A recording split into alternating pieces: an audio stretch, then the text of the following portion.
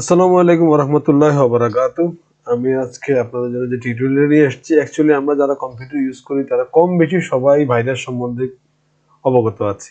এবং এটা যে এতটা ফালতু একটা জিনিস, একটা সফটওয়্যার ইনস্টল করলাম, মেশিন স্লো হয়ে গেছে, মেশিনের সমস্যা তৈরি হয়ে গেছে, নতুন করে উইন্ডোজ দিচ্ছি, কিন্তু আবার কোনো একটা ড্রাইভের মধ্যে আবার ভাইরাস রয়ে গেছে, কিন্তু সেই ভাইরাসের কারণে আবার যখন কোনো কারণে ওই ফোল্ডারে ঢুকছি, পুরো কম্পিউটারটা আবার পুরো ভাইরাসের কারণে স্লো এবং কাজ করা যাচ্ছে না।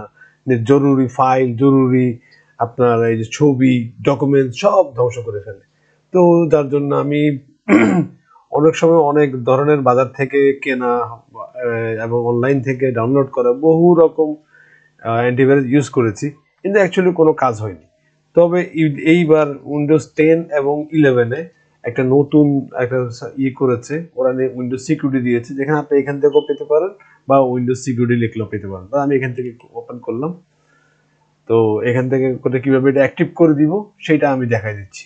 এবং এটা অ্যাক্টিভ থাকলে ইনশাল্লাহ আপনার কম্পিউটার আর কোনো ভাইরাস হবে না। এখানে প্রথমটাতে আমি ভাইরাস অ্যান্ড থ্রেট প্রোটেকশন এখানে অন করে দিব, অন করে দিব, ইয়েস করে দিব। ইয়েস করে দেওয়ার পরে আপনার তারপরে এখানে বা এখানে ক্লিক করি, এর ম্যানেজ সেটিংসে গেলাম, সবগুলো প্রোটেকশন হয়ে যাবে। এখানে অটোমেটিক, ইয়েস ইয়েস,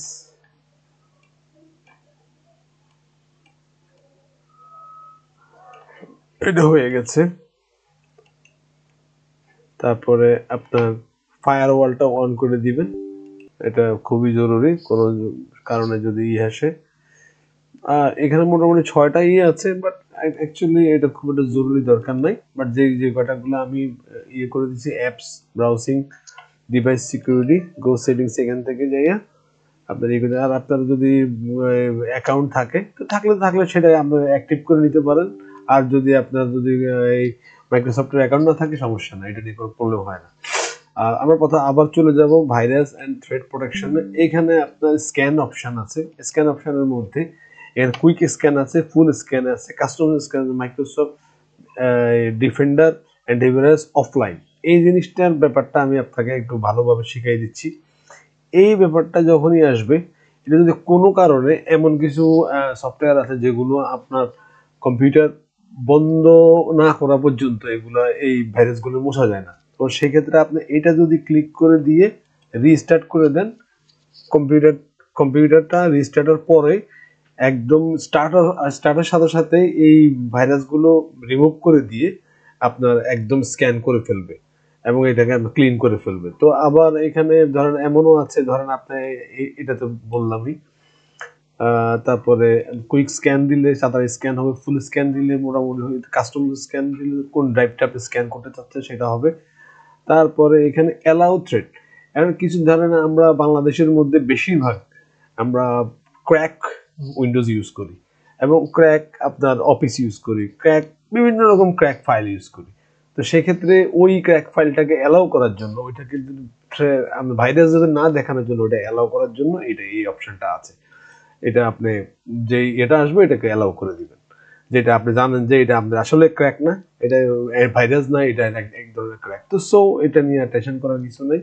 তো সো আলহামদুলিল্লাহ আমরা এই জিনিসটা ভালোভাবে সবাই দেখব। এবং এই প্রোটেকশনটা এতটাই জরুরি, আপনার যারা কম্পিউটার ইউজ করছেন তারাই আমার চেয়ে ভালো জানেন যে ভাইরাস কিরকম প্রবলেম করে। বিশেষ করে কারো বাইরে থেকে একটা পেন ড্রাইভ আসলো, ঢুকাইলেন, সাথে সাথে পুরো কম্পিউটার একদম শেষ। তো এটার জন্য এটা দেওয়া।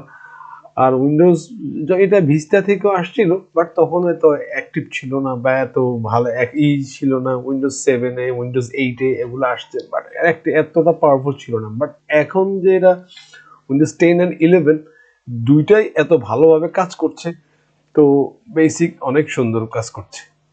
যাই হোক, আমরা যদি এখানে স্ক্যান দিই, কুইক স্ক্যান দেওয়ার পরে এটা অনেক সময় লাগবে, বাট আমি জাস্ট দেখালাম যে কিভাবে কাজটা করে। ফুল স্ক্যান দিলে কেউ করবে।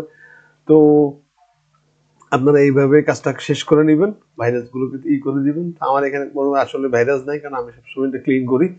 তো আজকের জন্য থ্যাংক ইউ ভেরি মাচ। আসসালামু আলাইকুম রহমতুল্লাহ, আবার দেখা হবে।